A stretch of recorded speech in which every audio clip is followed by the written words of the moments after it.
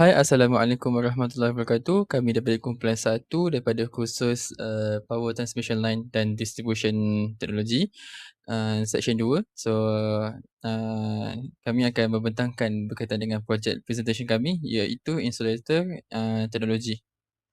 Insulator Design. Okay, so, ini adalah merupakan ahli kumpulan kami, yang diketuai oleh Muhammad Hassan bin Novan Drang, kemudian, dilalui oleh saya, Raja Ahmad Ismail bin Ismail.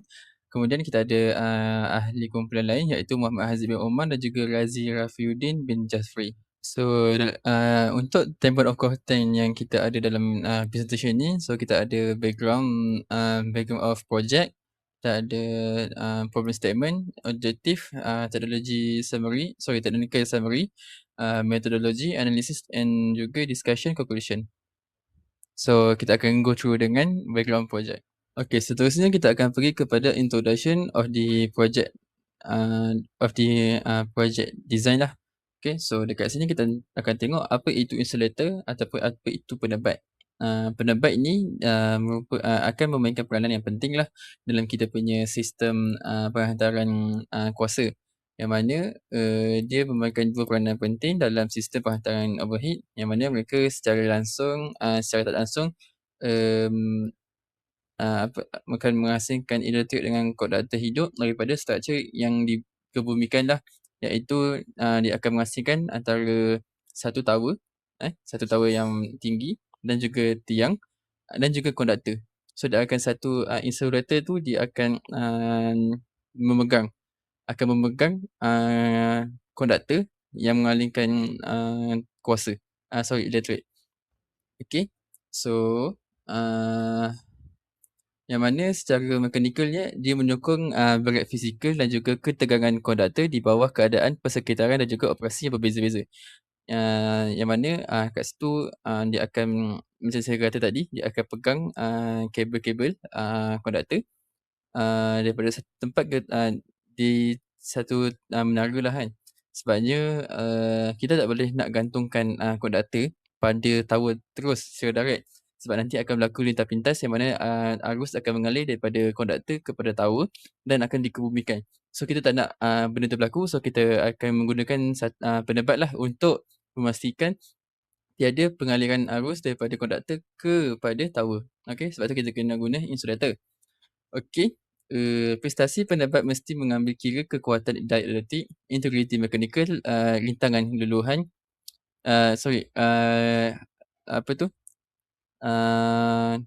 high dielectric strength, strong mechanical integrity, good weathering resistant and also high contamination tolerance. So, dekat sini kita kena memastikan kita kena memastikan kita punya penebat ni mempunyai kekuatan dielectric yang tinggi lah. Kita kena pastikan kita punya penebat tu tak ada ciri-ciri yang boleh mengalirkan elektrik. Kena pilih kira-kira kena pilih macam tu lah. Sebenarnya kalau kita pilih ciri-ciri yang boleh mengalirkan elektrik, so tak gunalah kita punya untuk menjadikan sebagai penebat kan. Nama pun penebat, so dia mestilah resistant. So, kalau dia resistant, dia tak boleh nak mengalirkan dia tak boleh mengalirkan arus lah kan. Okay, so kemudian strong mechanical integrity. So, maksudnya dia tahan lasak, dia boleh tahan daripada perubahan cuaca dan juga high contamination tolerance lah. Okay, so jika keempat-empat faktor ni tidak dipatuhi, so dia akan mengakibatkan kegagalan lah, yang mana dia akan menyebabkan insulator failure, yang akan menyebabkan flashover, power outage dan juga catastrophic structure failure. Okay, ataupun dalam bahasa Melayu dia kegagalan struktur bencana. Okay, so penebat dalam talian penghantaran menghalang elektrik daripada bocor. Yang saya kata tadilah, kita tak boleh dia akan menjadi penebat, dia akan dipanggil sebagai penebat kalau dia tidak boleh mengalirkan elektrik. Kalau dia mengalirkan elektrik, dia pengalir lah kan, dia konduktor lah kan, bukannya insulator. Okay, So mereka ia akan membantu memastikan, talian itu selamat. So, contoh, insulator ni contoh, apa tu, kalau ada berlaku lintang pintas ataupun mungkin lightning kan. So lightning, katakan lightning, akan serang pada kabel, pada konduktor. So, apa ni, function untuk insulator ni dia akan jadi orang kata resistor lah. Resistor supaya dia tak akan lompat kepada kita punya menara. So, kalau in case kalau kena pada menara sekalipun, yang akan, strike the lightning tu, earth resistor lah kan, sorry, lightning resistor lah, sorry, lightning, pemadam, lighting, iaitu, penghapus kilat lah kan. Okey, seterusnya, ia akan menghalang akar dan juga, lintang pintas lah. So, dia akan, uh, dapat mengelakkan daripada akar tu berlaku lah kan. Kemudian, banyak juga orang kata, kalau kita tengok sekarang, pemaju-pemaju sekarang dah mula menggunakan penebat kerana ia berfungsi dengan baik. Contoh-contoh ciri yang kita boleh tengok, penebat yang baik, adalah penebat kaca yang dikeraskan. Gagal hanya kira-kira satu dalam 10 juta kali dalam tempoh 50 tahun. So, tanpa halangan ini orang ramai, akan banyak cedera lah kan. So, mungkin juga, terdapat gangguan kuasa. So, teliti menggunakan penebatan untuk menahan wayar. So, mereka juga memisahkan, wayar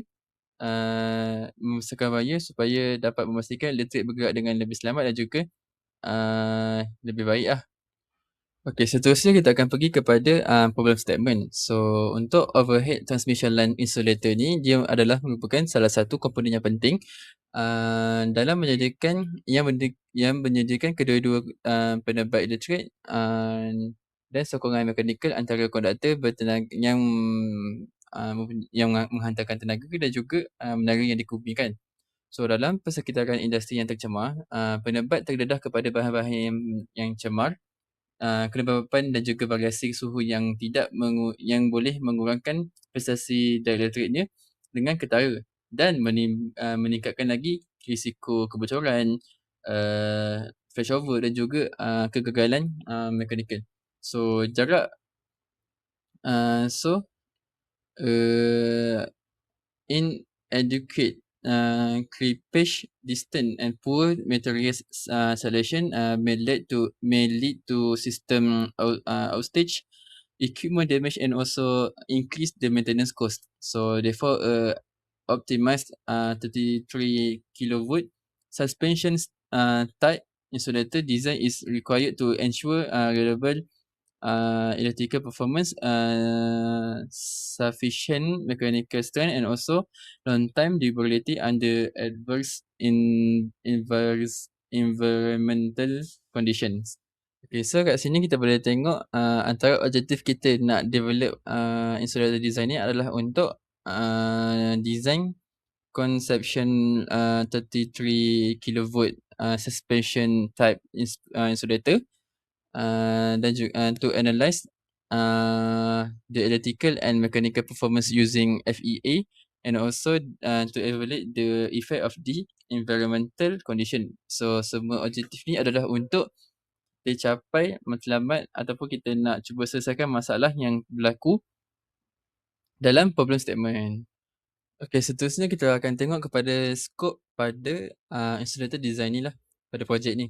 So, this project is limited to the, conceptual, design and simulation of the 33 kilovolt suspension type overhead line insulator, for industrial polluted, environments. So, the scope includes, literature review, material selection, development of two design concept, performance, comparison, and also selection of the best, design. The selected design is modeled, and analyzed, using, finite element, analysis (FEA) software to evaluate electric field distribution, mechanical stress, and thermal characteristics. Environmental factors such as humidity, pollutions, and temperature are incorporate into the simulation. So additional analysis including failure mode and effect analysis and design environment recommendations are also included.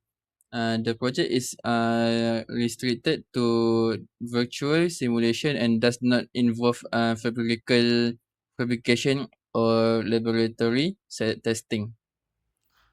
Okey, Assalamualaikum warahmatullahi wabarakatuh. Nama saya Muhammad Hassan bin Bantarang. Saya akan menerangkan tentang summary of choosing design. Ini adalah design accelerator kami. Yang belah kiri ini adalah design accelerator kami yang menggunakan 3 bahan utama iaitu steel, polimer jenis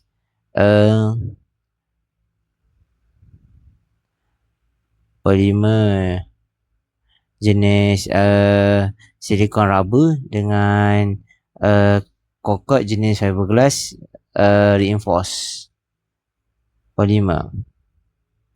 Okey. Belah kanan ni adalah dakaran isometrik pecahan 3D kita orang lah. Di pandangan atas, pandangan sisi, pandangan sudut, pandangan depan. Okey. Okey. Seterusnya kita akan pergi kepada ukuran lah. Ukuran kita orang punya design. Ukuran untuk design kita orang total ukur panjang kita orang design adalah 540. Total panjang dia lah. Untuk arc distance pula, arc distance ni antara kokot dengan kokot lah. Adalah 400 mm. Dan untuk crimpage distance pula adalah 1050 mm.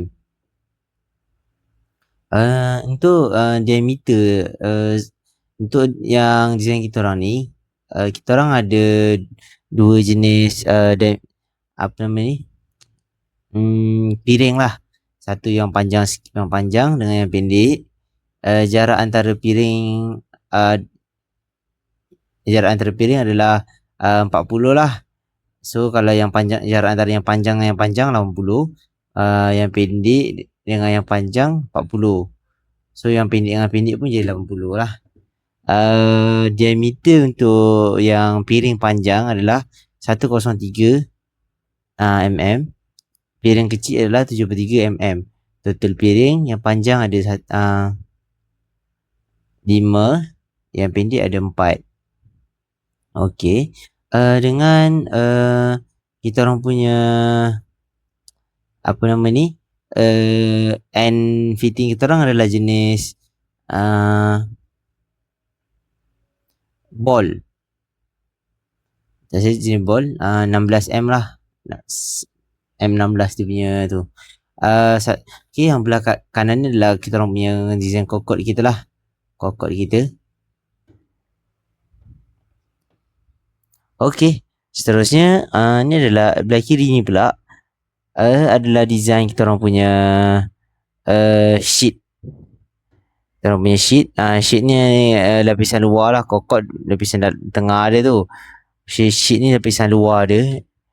Lepas tu kita orang ada last sekali belah kanan ni kita orang ada ni lah lapisan apa nama dia, yang akan pegang kabel dengan akan pegang tower lah. Dia buat daripada besi. Satu akan ke tower ni ground. Satu lagi kita akan ke high voltage lah untuk pegang conductor. Okay, itu saja untuk summary of chosen design. Terima kasih. Alright, next for the methodology project is to describe a methodical way to design, model and access an overhead line insulator of the 33 kV substation type. So we move to methodology block diagram, which is a step-by-step approach to insulator design and testing. So first of all, we must make a conceptual design, which we establish 33 kV parameters. And then we identify the clippage distance and evaluate mechanical and dielectric performance. So next we build a simulation setup, which is we build a 2D and a 3D geometry. We also assign material properties that we put into a design prototype and apply boundary conditions. And also next, uh, we also need to consider environmental study, which is we assess pollution levels, review temperature and weather effects, and also analyze operational stress. So next, for the prototype production, we also need to include fabricate rods and sheds, and then we assemble and fittings, and then we make sure that the dimensional is accurate. So for the final method is we testing, and we make an assessment. So for this assessment, we need to conduct an electrical and mechanical test, uh, which we measure voltage and current and field distributions. For the final report, we make documents for reliability results. Assalamualaikum warahmatullahi wabarakatuh. My name is Razifudin Jafri. Memetik CN 240384. So now I will explain about the technical summary of our computer design. So the final prototype is a 33 kilovolt polymer suspension type insulator that was designed and analyzed using FEMM simulation software. The insulator consists of three main materials, which are silicon rubber as the outer insulator body, a body glass reinforced polymer or FRP cover for mechanical strength, and galvanized steel and fittings to connect the conductor and transmission tower. So the design has a total length of 540 millimeters, a creepage distance of 1050 millimeters, and arcing distance of 400 millimeters, and can withstand a mechanical load of up to 70 kilonewtons. Based on the simulation results, the insulator performs well under normal conditions with uniform electric field distribution and a low risk of electrical breakdown. However, under polluted and wet conditions, the electric field intensity increases due to higher surface conductivity, which can lead to leakage current and flashover. Overall, the computer design successfully meets the electrical, mechanical, and environmental requirements for reliable operation in 33 kilovolt overhead transmission systems, especially in industrial areas with high level of contaminations. That's all for me. Thank you. Baiklah, mari kita ke part yang seterusnya, iaitu failure mode. Untuk failure mode ni saya akan go through pada simulation. Baiklah, buka simulation apps. Ni adalah design kita orang, di mana design kita orang memakai beberapa material lah, iaitu fiberglass sebagai kita orang punya apa nama ni, core, kita punya batang tengah kita orang ni. Lepas tu kita silicone rubber untuk kita orang punya tepi ni, dia punya sheet core ni akan disauti dengan silicone rubber. Lepas tu kita orang punya atas ni adalah dibuat daripada steel lah. Untuk setiap ni ada probability dia orang masing-masing. Okey. Untuk ni dia orang ada probability dia orang masing-masing. Sekejap saya buka report.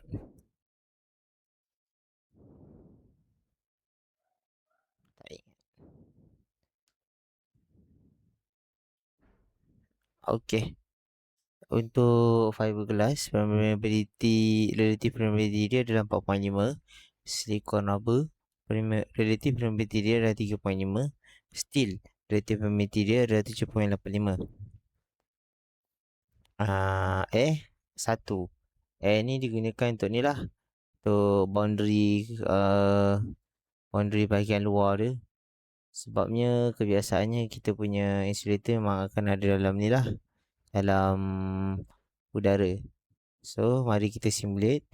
Kita jadikan dia mesh. Okay, itu dah jadi mesh. Lepas tu kita electric simulation. Okay, kita generate file. Okay, ini adalah kita punya ni lah. Atas ni kita punya 0 volt. Kat sini 33 kV. Kat sini 3 kV. Kat sini kita boleh tengok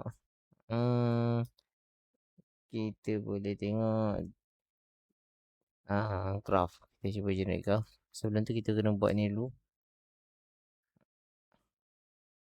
Apa nama? Okay, kita generate graph. Okay, ni adalah graph untuk voltage PS length lah. Semakin jauh daripada ground, semakin tinggilah voltage dia. Okay, seterusnya kita juga boleh tengok flux density dia. Ni adalah flux density dia untuk normal condition lah. Ni normal condition. Lepas tu kita boleh juga tengok flux intensity. Jadi kat sifat intensity ni, ini untuk normal condition lah. Okay. Lepas tu saya akan go through untuk ada contaminant, ada pencemaran pula.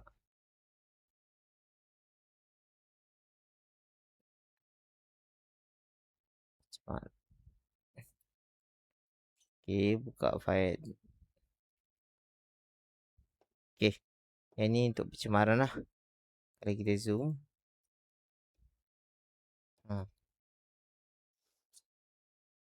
kat sini akan nampak lah. Pencemaran yang saya pakai adalah raindrop, dry dust dengan algae. So untuk probability dia orang ni pula, untuk raindrop 80, relativity probability.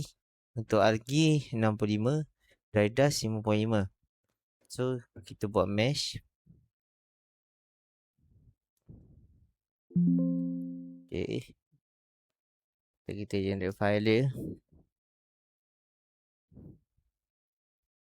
Kita monitor. Okay.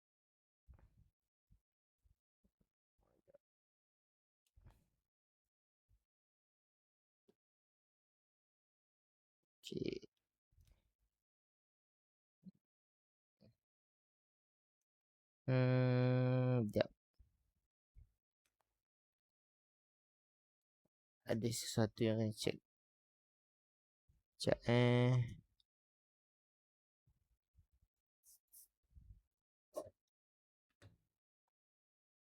Still dry dust, silicon. Okay, no problem. Lazim out lagi.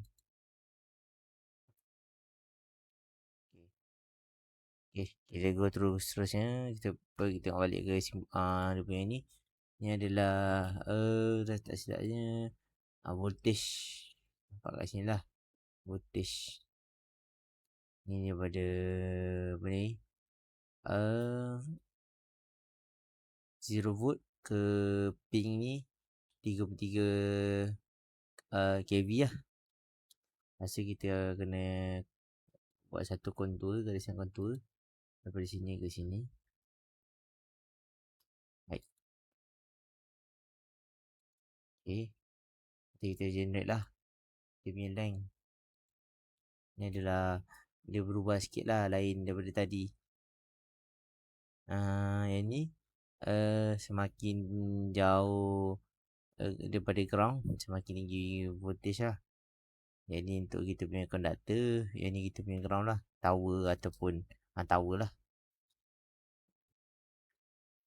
Okay, seterusnya selain daripada graf, kita juga boleh tengok tu lah tadi, voltage. Lepas tu kita boleh tengok flux density lain Tadi flux density dia semua ke dalam. Dia dah ada apa namanya, dia dah ada pencemaran, semua jadi dari lain sikit, dia keluar. Lepas tu kita tengok flux intensity pun sama, berbeza. Tadi besar semua kan, ini jadi sikit kecil.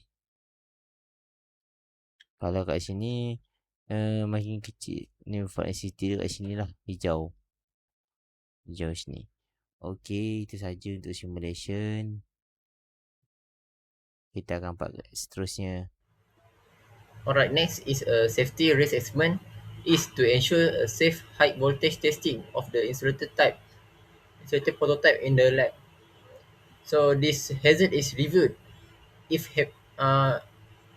happen electric shock, chemical exposure, and during a flash.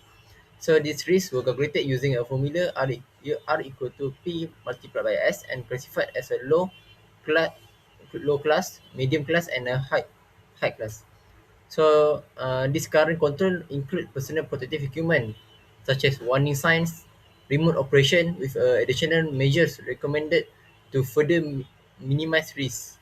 So this assessment is to ensure a safe testing practice and protection for students, technicians, and equipment. So this is a safety risk assessment. This is a table for high voltage testing. So for the task one, we have setting up high voltage equipment. So this hazard is categorized by electrical shock, and maybe it will happen a flash. So this risk is rating for the 12, which is quite high up. So what lab engineer is responsible to to check this hazard.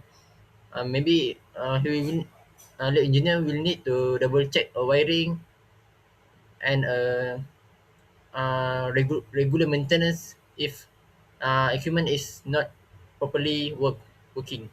So for the task 2, we have preparing saline solutions, which is this hazard is categorized by a chemical and a corrosive. The risk rating is 6, which is medium class. So we need to prevent this by wearing a glove, goggles, and labeled storage.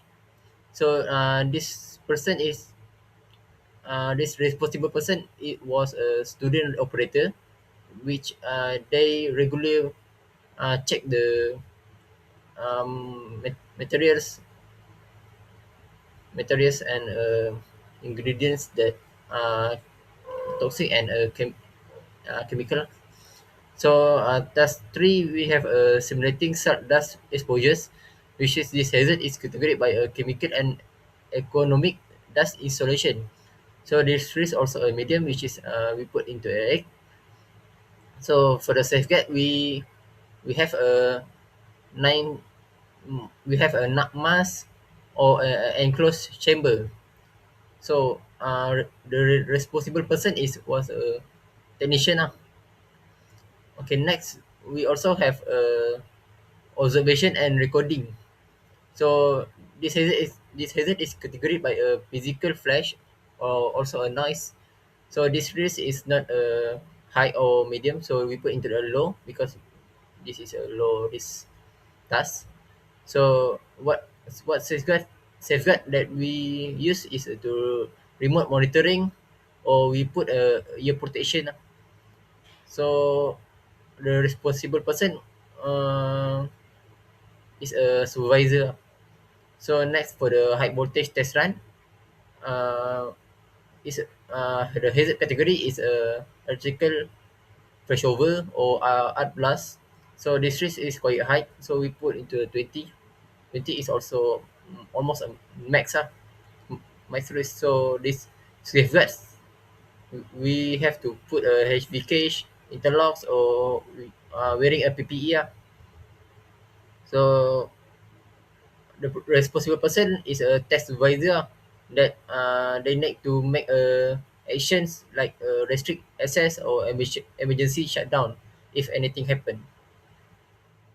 For the conclusion, this project show how FEMM software can be used to design and test the 33 kV insulator. This simulation proved that environmental factors like salt and dust strongly affect reliability of insulator. FMEA found surface contaminant as the main failure risk, which other issues like cracking and materials defect also important. To improve performance, the design should include longer crimpage distance, better electrode geometry, and surge protection using non-destructive tests and predictive simulation help monitor aging and prevent fracture, making insulator safer and more efficiency from power transmission.